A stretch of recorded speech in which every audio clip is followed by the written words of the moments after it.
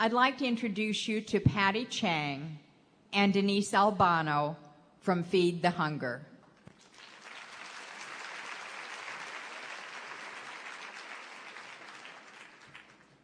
Thank you very much for inviting us. On behalf of Patty and myself, we are very privileged and honored to be here among such wonderful women leaders in our community, and to share the platform with such wonderful women from around the globe. And it's very timely that we are gathered here today, because simultaneously, the United Nations today is holding their summit with over 140 of the world's leaders to talk about the Millennium Development Goals. And these goals were developed in 2000, which has among its issues steps to take to alleviate hunger and poverty around the world. And our organization, Feed the Hunger Foundation, was created to alleviate hunger and poverty by using microfinance as a tool, both internationally and also domestically in California and here in Hawaii. Why are we doing this work? We're doing this work because today, over 1 billion people are living, or rather surviving, on less than $1 a day. We're doing this work because studies have shown that to meet the needs of those living in extreme poverty, $300 billion would be needed in the field of microfinance. And yet, with all the work that has been done, only $15 billion has been deployed. We're also doing this work because 1.02 billion people around the globe still suffer from extreme hunger. But Patty and I are excited to do this work because millions of women around the world are using microfinance as a tool to lift themselves out of poverty, to provide better futures for their children and for their families, to bring hope and dignity to their communities, and also to rebuild countries that have been devastated. So Patty and I have joined this movement, not just to do the work, but it's because we feel it's our responsibility to help other women as they do their work, to tell their stories, and also to learn from them what courage, passion, and strength really looks like. 10 years ago, one of the Millennium Development Goals was to cut in half the number of people living on less than $1 a day by the year 2015.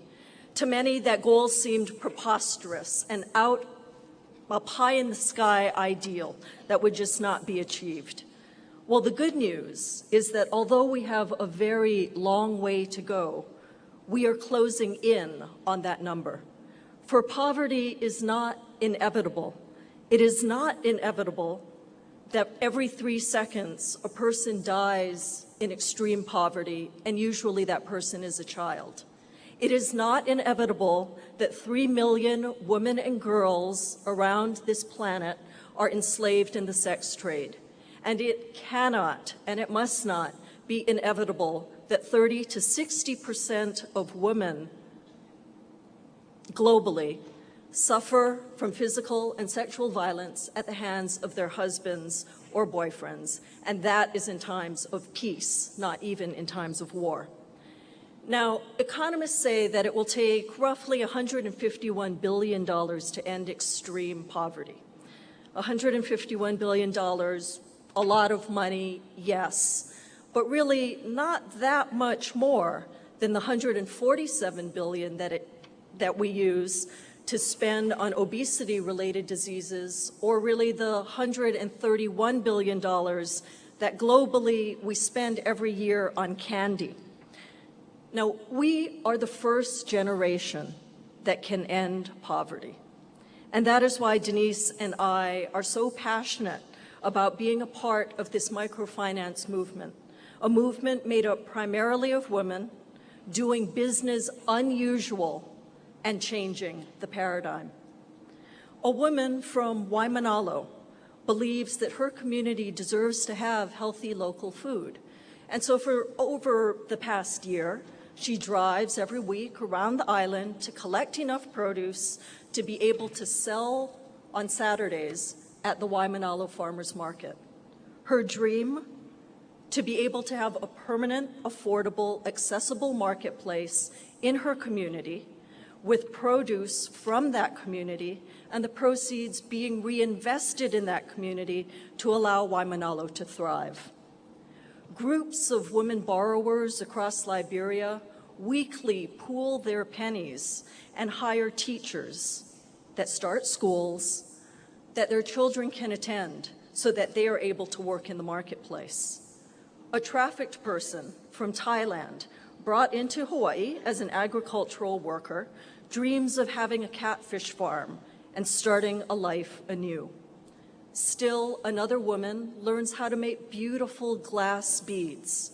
She sets up a shop, and then she trains 25 other women, former sex workers, to learn this new craft that enables them to leave prostitution.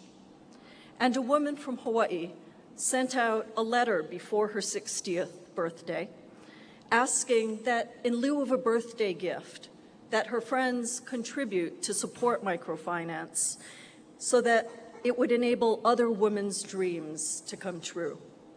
Feed the Hunger Foundation is humbled and proud to be working with all of these women. For these women are changing the paradigm. They're changing how they are viewed by their families, in their villages, in their communities, and probably most importantly, within themselves. But they cannot, we cannot do it alone. As women leaders, Denise and I believe that it is our responsibility, frankly, all of our collective responsibility, to help others, especially other women, along their paths. We happened to be accompanied one day by a friend, a kapuna of ours, who heard us give our rap on microfinance on the Big Island. And what she said was that what we were describing was actually a very old concept, the traditional concept of kukua. Some of you may know it as tanamoshi, others by Zadaka. So I'd like to share this poem with you, which is also our vision. A world where those who have give to those who do not, so that they may also have. In kukua, they give back, so others who don't will also have. In a land where what is taken is given back, so that the land may give again. We look forward to meeting you, to partnering with you, and to creating anew. Mahalo. Patty and Denise, thank you so much.